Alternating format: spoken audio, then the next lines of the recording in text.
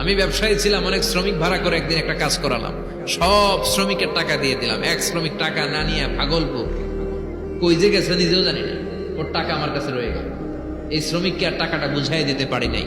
এই টাকা দিয়ে আমি কয়েকটা ছাগল কিনলাম, এই ছাগলগুলো বাচ্চা দিল, ওগুলো বাচ্চা দিল, ওগুলো বাচ্চা দিল, দিতে দিতে বিশাল ছাগলের ডেইরি ফার্ম করে ফেললাম তার ওই টাকা দিয়ে।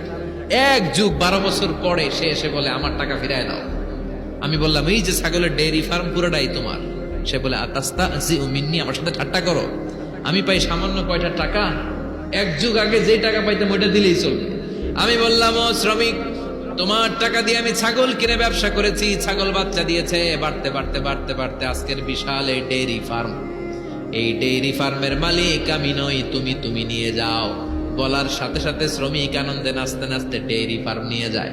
ও আল্লাহ, ওই দিন যদি সে যতটুকু টাকা পাওনা ছিল অতটুকু দিলেই সে খুশি হয়ে যেত।